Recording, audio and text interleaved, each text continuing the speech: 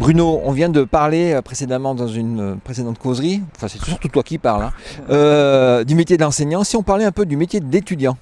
Ah, métier d'étudiant. Une vieille histoire d'ailleurs, qui remonte à des travaux de recherche qui étaient faits à Paris 8, dans les années riches de Paris 8. Paris 8, c'était Vincennes, c'était la recherche d'une nouvelle forme d'université. Et la question que posait Alain Coulon, c'était « mais c'est quoi le métier d'étudiant ?» Et il a démontré que dans un système traditionnel, le métier d'étudiant, tout comme on l'a démontré avec le métier d'élève après, c'est d'abord d'apprendre comment les enseignants enseignent, pour savoir comment il faut restituer ce que les enseignants attendent qu'on en... Définir la bonne stratégie par rapport à l'enseignant. Oui, voilà, l'enseignant il veut ça, on va lui donner ça, hein, puisqu'il veut ça, c'est sûrement que c'est bien. Après ça, on fera ce qu'on veut dans la vie. Mais bon, alors ça, c'est en train de petit à petit de s'éteindre. Ça marche encore un peu, hein, mais de moins en moins. De moins en moins parce qu'on réfléchit beaucoup à l'évaluation, on réfléchit beaucoup à ce que c'est qu'apprendre. Et puis, le monde de l'apprendre, pour ainsi dire, est aujourd'hui beaucoup plus vaste. Beaucoup plus vaste, il ne se limite plus au formel, et il va vers l'informel. L'informel, le non scolaire, la vie, l'apprentissage de l'expérience, par exemple, qui est devenu un secteur de recherche d'ailleurs très important, c'est tout ce qu'on appelle la didactique professionnelle, hein, comment j'apprends en situation professionnelle. Alors, ça pose une question très importante pour les étudiants aujourd'hui. D'abord, l'étudiant, est-ce un état temporaire, un état permanent ? Pour l'instant, statutairement, c'est un état temporaire, c'est l'état qui sépare le moment où je suis élève du moment où je suis inséré dans la vie professionnelle. Alors de deux façons, hein, soit sans travail, soit avec travail, mais inséré dans la vie professionnelle. Cet état intermédiaire est en fait une étape qui est en train de disparaître. Parce que quand on regarde ce qui est en train de se passer, et d'ailleurs c'est intéressant même par rapport au métier d'élève, par rapport au métier d'étudiant, mais aussi par rapport à la vie entière, c'est que globalement, comme c'était un petit peu travaillé par la Commission européenne dans les années 90, c'est ce qu'on appelle l'apprentissage tout au long de la vie. Sommes-nous condamnés à apprendre tout au long de la vie ? Alors, il y a deux réponses à cela. La première, elle est relativement simple, c'est de dire, de toute façon, on a toujours appris tout au long de la vie, on ne va pas s'arrêter d'apprendre. Sauf que, comme le montrent un certain nombre de chercheurs, on apprend de manière consciente, mais aussi on apprend de manière inconsciente ou semi-consciente. Formel, informel. Alors, formel, informel, mais aussi conscient et non conscient. Par exemple, il y a un certain nombre de choses que tu fais, tu les fais par habitude, mais tu ne t'es pas aperçu que tu les as appris, tu n'as pas voulu les apprendre. Hein, c'est du semi-formel, hein, c'est le fait que tu te construis des schèmes qui vont te permettre d'automatiser et de simplifier les choses.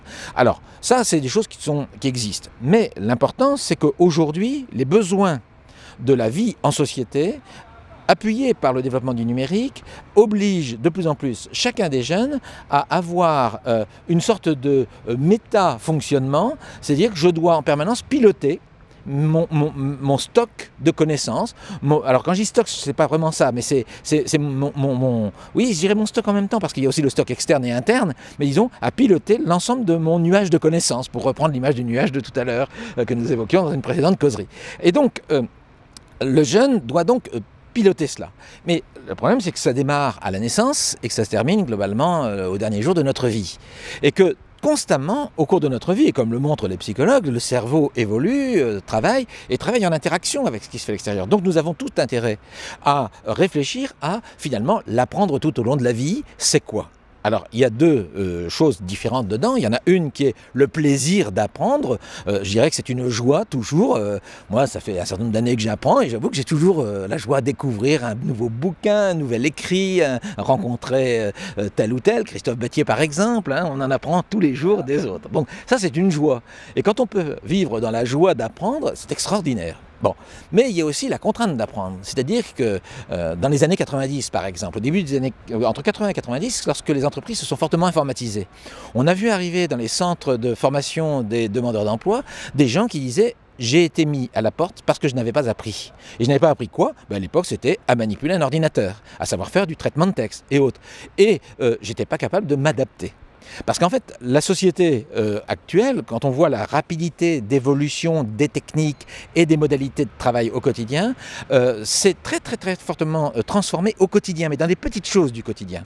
Qui fait que ce qui était, je dirais, fondateur dans les années 50 d'une vie, je dirais, relativement calme et relativement répétitive, s'est transformé dans une sorte de tourbillon dans lequel il faut être capable de définir, je dirais, des axes réguliers pour pouvoir se maintenir dans la vie. Et ces axes, c'est principalement l'axe de l'apprentissage. Le problème, c'est est-ce que je dois être contraint d'apprendre ou est-ce que je peux prendre le plaisir d'apprendre? Donc l'idée, c'est d'abord de réfléchir à pourquoi apprendre est-ce pénible?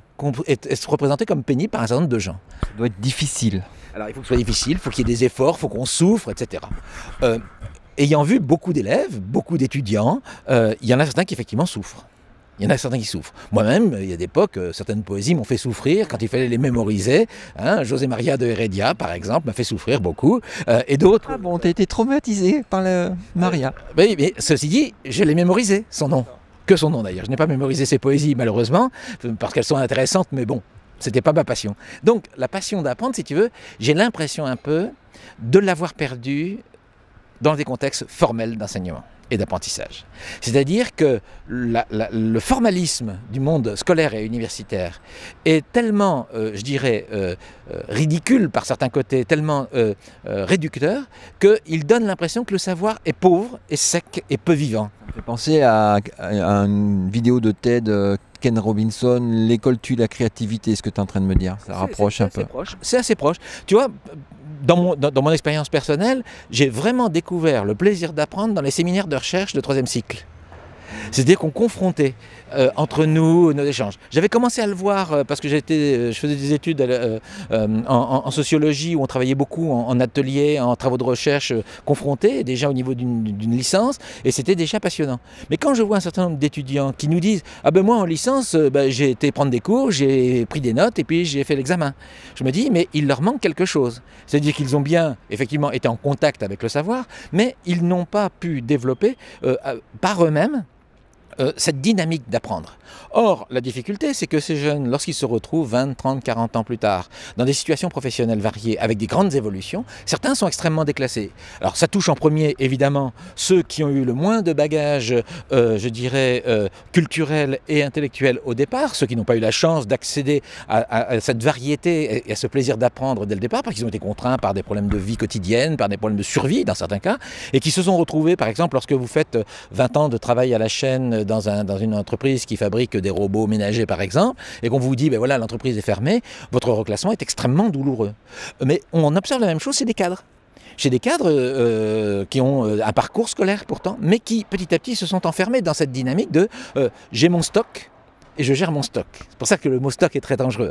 Et donc la nouvelle contrainte pour les étudiants, dans la société qui est en train d'émerger petit à petit, c'est justement la contrainte pour nous tous, c'est d'apprendre tout le temps. Et l'idée que je défends, c'est de dire apprendre, oui, mais en prenant du plaisir. Or, nous, on a une chance, c'est qu'on a des instruments qui peuvent nous y aider. Les réseaux sociaux, les blogs, les confrontations, les possibilités de rencontres multiples. Les causeries. Les causeries, ben oui, mais évidemment, tous ces supports-là sont l'occasion d'échanger entre nous, sont l'occasion de se confronter. Alors évidemment, il y a des règles à adopter qui sont, des fois, ce que je dis, c'est discutable. Mais je peux entendre aussi la critique, à condition que cette critique ne soit pas comme elle arrive parfois, je dirais c'est une erreur, tu as tort, voire même tu mérites une punition.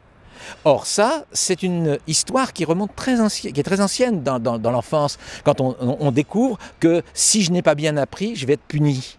On imagine l'effet que ça a sur le cerveau, que ça a sur le rapport à l'apprendre. Donc moi je prône un retour, effectivement, et je ne suis pas le seul à le dire, le plaisir d'apprendre, mais je ne parle pas du plaisir d'apprendre, je parle plutôt, je dirais, l'enthousiasme, le fait qu'apprendre n'est pas quelque chose de mal, c'est au contraire quelque chose de bien, c'est pas quelque chose qui doit faire souffrir, c'est quelque chose qui au contraire doit nous porter. Alors ça ne veut pas dire qu'il ne faut pas faire des efforts. Mais les efforts, quand on a envie d'atteindre un but, un effort, on le consent, on le choisit, on le mesure, on l'accepte. Il est certes parfois difficile, il fait mal physiquement parfois, intellectuellement. Monter sur un sommet par exemple. Monter sur un sommet évidemment, puisque nous sommes amateurs de montagne, tu le sais bien. Gravir les montagnes, c'est effectivement un effort. Parfois on se dit au milieu de la paroi, on se dit mais qu'est-ce que je suis venu foutre là? Je serais bien mieux à la campagne ou à la mer, à ne rien faire. Mais en fait, cet effort, on le choisit. On l'assume, mais de la même façon qu'un jeune qui veut résoudre une énigme dans un jeu vidéo est capable d'y passer 3 heures, 5 heures, 8 heures. Parfois, ça peut devenir même dangereux parce qu'il va se couper du monde. Mais dans la mesure où il est capable de faire ses efforts, et quand on voit des jeunes passionnés, par exemple, moi j'ai vu des jeunes passionnés d'oiseaux, d'horloges, d'un tas d'objets, et cette passion, elle tire l'apprentissage. Et en fait, il est probable qu'il faudra qu'on retravaille avec tous les jeunes sur, mais finalement, qu'est-ce qui te fait plaisir d'apprendre? Et donc, à partir de là, comment tu peux engager cette dynamique d'apprentissage? Parce qu'il y a aussi un autre phénomène qui va contre ça. J'ai dit d'un côté, il y a le modèle scolaire qui reste très apprendre, c'est souffrir, etc. Mais il y a un autre problème, c'est le problème de l'orientation et de l'insertion. C'est-à-dire que le marché du travail, le marché de la vie quotidienne, l'espace de vie quotidienne qu'on peut avoir quand on sort des études, est un espace contraint.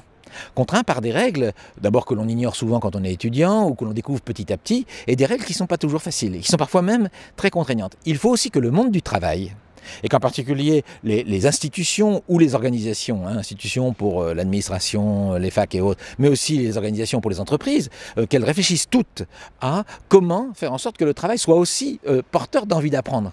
Et non pas tu dois obéir, parce que là aussi, le modèle scolaire que l'on dénie parce qu'on dit du mal parce qu'il est que scolaire, est aussi un modèle qu'on retrouve dans certaines entreprises, dans certains modèles de fonctionnement d'organisation. Et là aussi, il faut libérer les verrous. Les DRH, directeur des ressources humaines, direction des ressources humaines, qui normalement inclut cette dimension-là, devraient être aujourd'hui dans une dynamique aussi alors qu'on parle de knowledge management, de gestion de connaissances, de capital humain, je crois qu'il faut retrouver du sens au capital humain et permettre à chacun de faire sa propre part à la construction du capital humain du collectif dans lequel il est, qu'il soit le collectif entreprise, qu'il soit le collectif familial, qu'il soit le collectif social dans lequel il existe. Et pour instrumenter et revenir aussi à des travaux de Stephen Downes, par exemple, pour instrumenter ce apprendre à apprendre tout au long de la vie, etc. Lui, il préconise la construction alors c'est une vision un peu numérique, instrumentalisée, c'est la construction d'un environnement personnel d'apprentissage où tu te construis ton nuage numérique, tes contenus, tu les stockes, tes articles. Est-ce que toi aussi tu as un peu cette vision-là, instrumentalisée?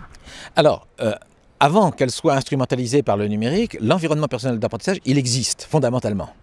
Il existe, mais il n'est pas conscient. Et donc, la première chose, c'est de le rendre conscient. Ensuite, c'est trouver les bons instruments pour le gérer. Alors, les instruments internes, qui sont l'apprendre à apprendre, alors souvent c'est apprendre à apprendre d'un contexte. Et puis les instruments externes, qui sont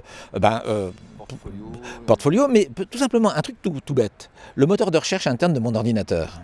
Moi, je stocke énormément de choses sur mon ordinateur. J'aime bien stocker. J'aime pas aller rechercher en ligne, j'aime bien stocker. Et après ça, il me faut un moteur de recherche interne. Eh bien, le moteur de recherche interne dans mon ordinateur est un auxiliaire de mon stock, de mon environnement personnel d'apprentissage. Quand je débutais dans le monde de l'informatique pédagogique, je m'intéressais à l'intelligence artificielle.